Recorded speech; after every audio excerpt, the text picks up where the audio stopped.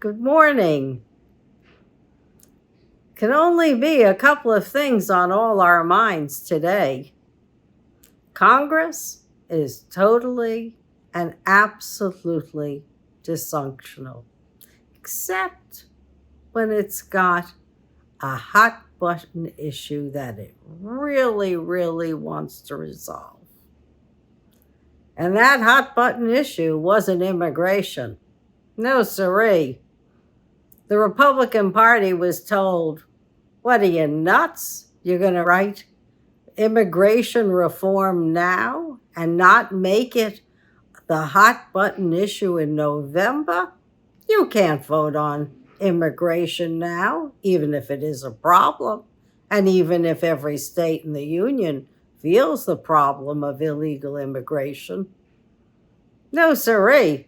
That Republican Party marches to the Trump drummer, and the Trump drummer says, you don't vote on any immigration policy now. I want it debatable in November. Truthfully, anyone who debates Trump in November has to be out of their minds. And if I were in control today, I'd make my own immigration policy. And the President of the United States can do just that. It's a limited policy, but he can indeed curb immigration over the borders. He can continue building that wall. That'll take 10 years. He can look at who's coming into the country under parole, quote unquote, conditions. And he can limit who's coming in. He can look at who's staying in this country and overstaying visas and make them leave. And he can also help determine who's eligible to come into this country and who isn't, and in what quantity. So, it seems to me to take the sail out of the GOP wins, it pays for Biden to make immigration reform. I hope as part of that immigration reform, somebody's going to crack down on employers who hire illegal immigrants in the farming industry, the construction industry, and the hotel industry. I don't blame the immigrants. No, if they're working and doing a good job, hey, and they've been in this country a long time, I'd like to see them on the path to citizenship. But I'd like to see revenue out of those employers who've employed illegal immigrants. So that's one issue we can dispense with. We don't have to gnash our teeth anymore over what are we going to do about the border.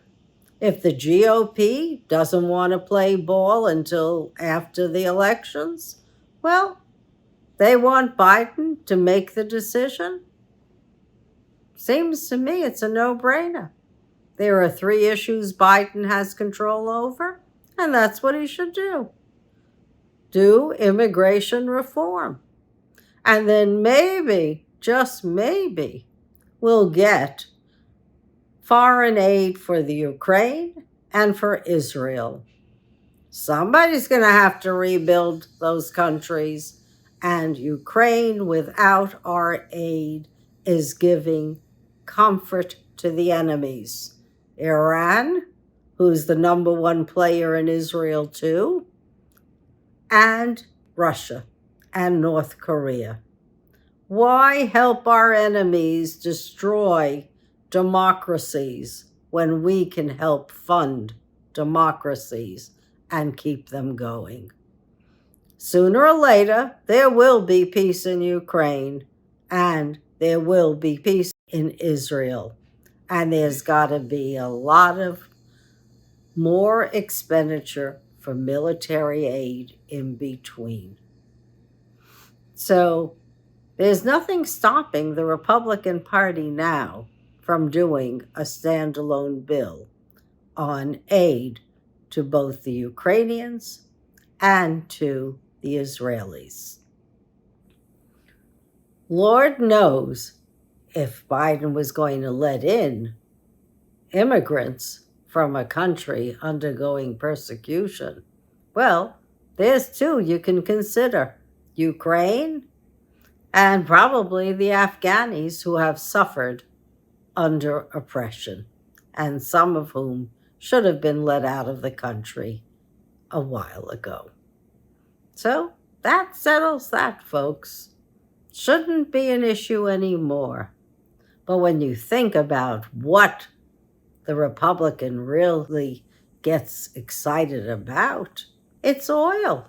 Permits are no longer being allowed for fracking and liquid gas.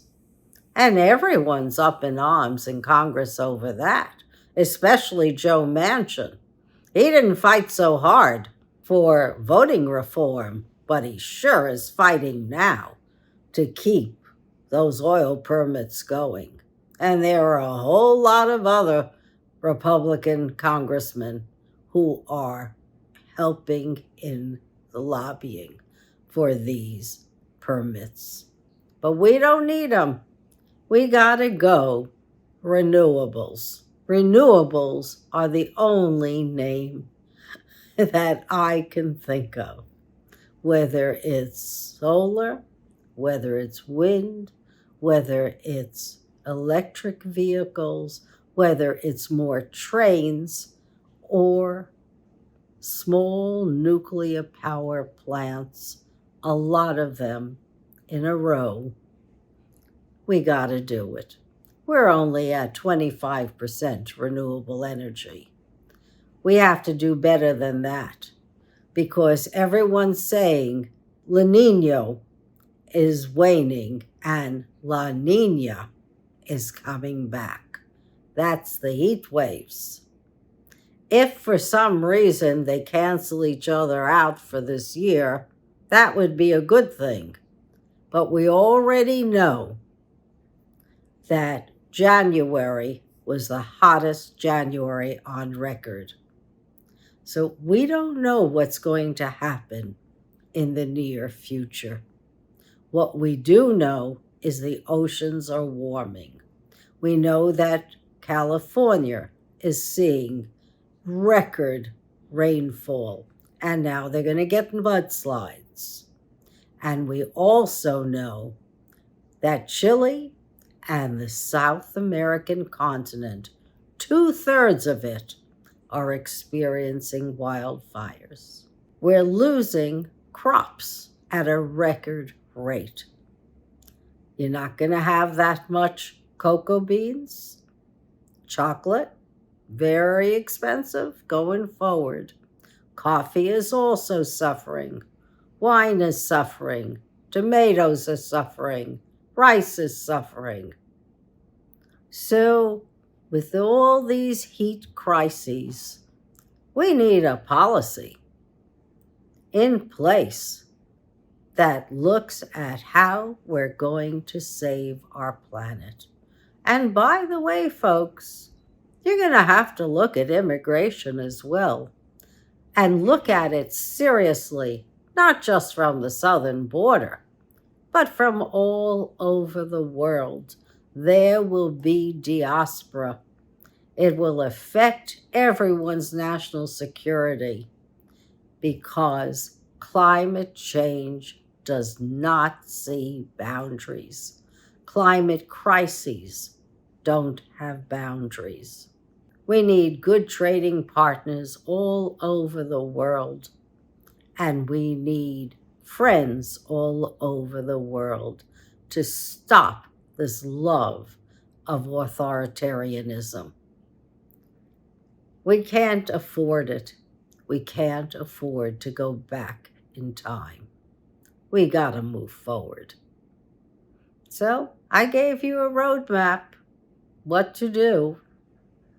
Somebody should be pragmatic enough to follow it.